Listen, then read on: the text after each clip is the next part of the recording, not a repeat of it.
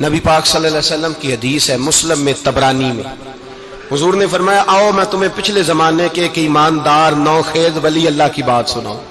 پچھلے زمانے حضور نے فرمایا پچھلے زمانے میں ایک بادشاہ جادو کے زور پہ حکومت کرتا تھا۔ جب وہ ایک جادوگر اس نے رکھا ہوا تھا تو جادوگر اس کو جادو بتاتا، وہ جادو کے زور پر حکومت کرتا۔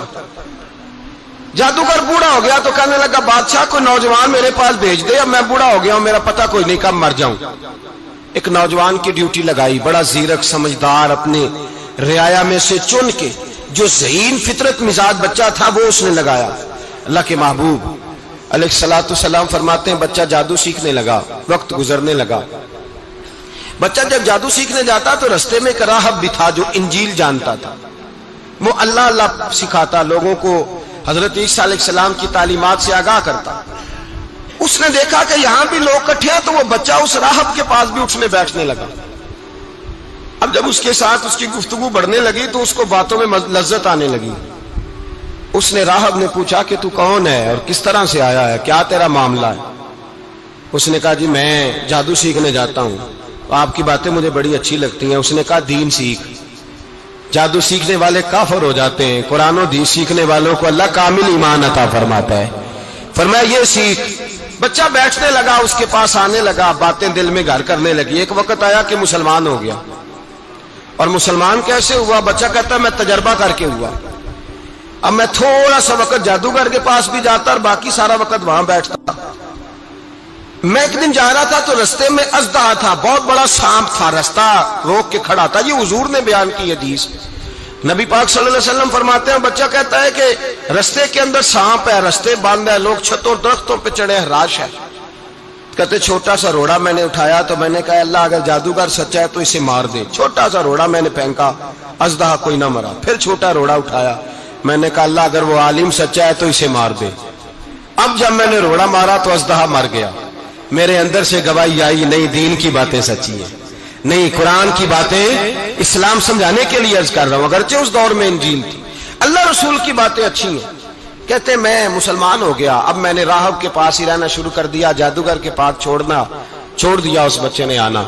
بادشاہ پوچھتا کہاں زیادہ وقت گزارتے ہو تو وہ بات گول کر دیتا، وقت تیزی سے بڑھنے لگا۔ اللہ نے اس نوجوان میں طاقت پیدا کر دی، اب وہ اس کے اندر نا اللہ نے توانائی روحانیت پیدا کر دی، ابھی جوان ہے، 14-15 سال عمر ہے۔ اللہ نے اب جو بیمار بھی آتا وہ دعا کرتا تو اللہ صحت عطا کر دیتا، جو بھی آتا۔ بادشاہ کا ایک درباری تھا، بادشاہ کو پنکھا جلتا تھا، وہ اندھا ہو گیا، کوئی ایسی تکلیف آئی کہ نابینا ہو گیا، بڑے علاج کرائے شفا نہیں ہوئی۔ کسی نے اس بچے کا پتہ بتایا کانوں میں، اس کے پاس گیا تو بچہ کہنے لگا شفا تو ہو جائے گی پر کلمہ پڑھنا پڑے گا، مسلمان ہونا پڑے گا، جس پیغمبر کا میں غلام ہوں تجھے بھی بننا پڑے گا، دین پہ عمل کرنا پڑے گا، اللہ شفا دیتا ہے۔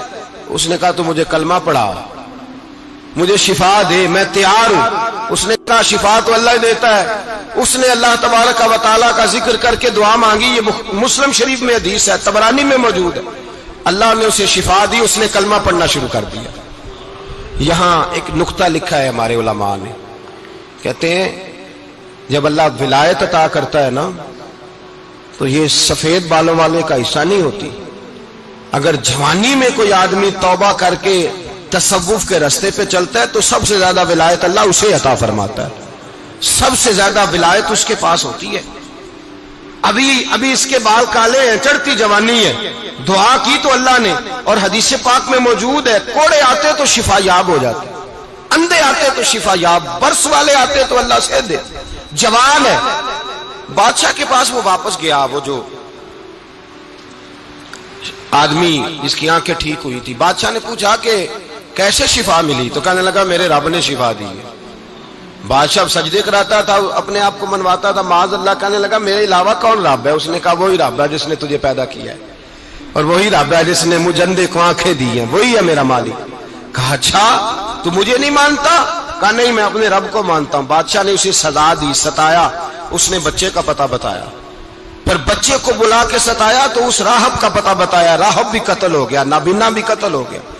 بادشاہ نے کہا سپاہیوں سے اس بچے کو لے جاؤ اور پہاڑ کی چوٹی پہ جا کے نیچے پھینکو تاکہ مر جائے. بچہ پہاڑ کی چوٹی پہ گیا تو ہاتھ اٹھا کے کہنے لگا یا اللہ میرے لیے نہیں اپنے لیے، میرے لیے نہیں اپنے لیے انہیں اپنی قدرت کے جلوے دکھا. میرے لیے نہیں، اللہ کے بندے اپنی جان بچانے کی دعائیں نہیں مانگتے، اپنے لیے انہیں اپنی قدرت کے جلوے دکھا. یہ دعا مانگی، جتنے لوگ ساتھ آئے تھے وہ سارے زمین پہ گرے اور سب مر گئے، پہاڑ سے گر کے مر گئے. بچہ واپس سیدھا بادشاہ کے پاس کہنے لگا لو بھائی میرے رب نے مجھے بچا لیا ہے.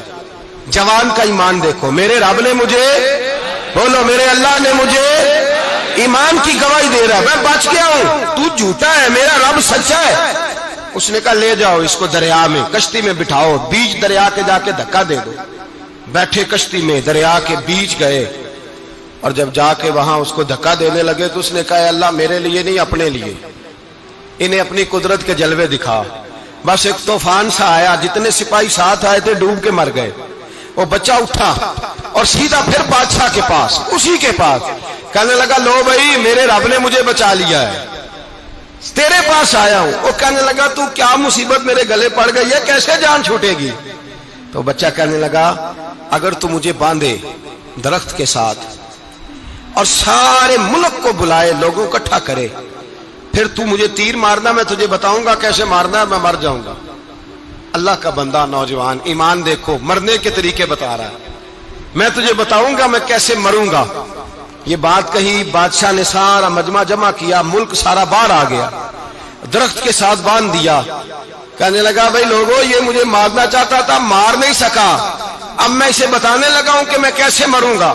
اسے کہو جب تیر مارے تو ساتھ میرے رب کا نام بھی لے، میں اپنے رب کے نام پہ جان دوں گا، ایمان کی پختگی میں اللہ کے نام پر جان دوں گا. اسے کہو رب کے نام پہ مارے، مر جاؤں گا. بادشاہ نے اللہ کہہ کے تیر مارا، پیشانی میں لگا، بچے کی روح پرواز کر گئی. جتنا مجمع کھڑا تھا سارا کلمہ پڑھ کے مسلمان ہو گئے، سارے مسلمان ہو گئے سارے. میرے رسول پاک سید عالم صلی اللہ علیہ وسلم نے نوجوانوں کو بتایا جب تمہارے اندر ایمان کی قوت آئے گی تو اللہ تمہاری مدد کرے.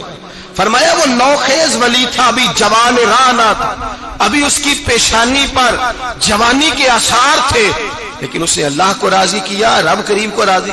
ولایت کا مطلب بڑھاپا نہیں، ولایت کا مطلب وہ نہیں کہ جب بڑا لمبا وقت گزر جائے تو پھر آدمی آئے کہ نہیں اب کیا کرنا ہے، اب مسجد ہی ہے، اب تو اس کے علاوہ گزارا ہی کوئی نہیں.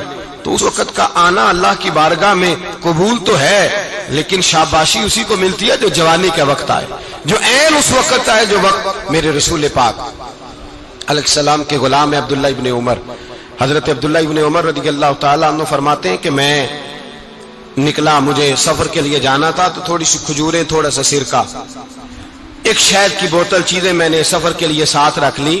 میں جب مدینے سے باہر صحرا میں نکلا نا تو رمضان نہیں تھا، غیر رمضان تھا. میں نے ایک نوجوان کو دیکھا بکریاں چرا رہا ہے، بکریاں چرا رہا ہے. اے جوان، آپ فرماتے ہیں اس کا چہرہ بڑا نورانیت والا، گرد پڑی ہوئی پر بڑا حسین. فرماتے ہیں میں نے اس کو کہا کہ آ جاؤ کھانا کھا لو، روزے بھی نہیں تھے. کہنے لگا نہیں میں نے روزہ رکھا ہوا ہے. فرماتے ہیں میں نے کہا پتہ کروں کہ نیرا نیک ہی ہے کہ پرہیزگار بھی ہے. نیک وہ ہوتا ہے جو نماز پڑھے روزہ رکھے، پرہیزگار وہ ہوتا ہے جو گناہ سے بچے، وہ پرہیزگار ہوتا ہے. کہا پتہ کروں پرہیزگار بھی ہے کہ نہیں. کہتے میں قریب گیا تو میں نے جا کے اس کو کہا بھائی تیری بکریاں بڑی پیاری ہیں، میرا دل کرتا ہے ایک بکری مجھے دے دو.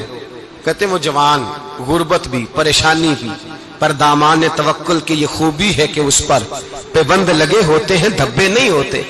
غربت ہے. کہا جناب ایک بکری دے دو. آنے لگا جناب بکریاں میری نہیں، بکریوں کا مالک کوئی اور ہے. کہتے میں نے آزمانے کے لیے کہا کہ بکریوں کے مالک کو کہنا ایک بکری بھیڑیا لے گیا ہے، کہہ دینا بھیڑیا لے گیا ہے. تو کہتے اس نے میری طرف دیکھا، گرد سے اس کے بال اٹے ہوئے، آنکھوں میں روشنی، چہرے پہ اطمینان، لب و لہجے میں ایمان کی طاقت. نوجوان کہنے لگا حضور بکریوں کے مالک کو تو کہہ دوں گا بھیڑیا لے گیا ہے، جب عرش کا مالک پوچھے گا تو کیا جواب دوں گا، اللہ کو کیا جواب دوں گا. کہتے ہیں میں کانپنے لگا، اس کی بات سن کے واپس آیا، جو کام نکلا تھا وہ چھوڑا، واپس لوٹ آیا. میں نے پتہ کیا کس کا غلام ہے، پتہ چلا فلاں آدمی کا ہے. کہتے میں نے پہلے غلام خریدا، پھر پتہ کیا تیرے پاس بکریاں کتنی ہیں، اس نے کہا 400. کہتے میں نے مالک سے ساری بکریاں خریدی، پھر غلام کو بلایا، پھر وہ بکریاں تحفے میں دی، تحفے میں۔ کہنے لگا حضور یہ سارا کچھ مجھے کیسے ملا؟ میں نے کہا تیرا ایمان بڑا پختہ تھا تو میرے رب نے تجھے انعام عطا فرمایا۔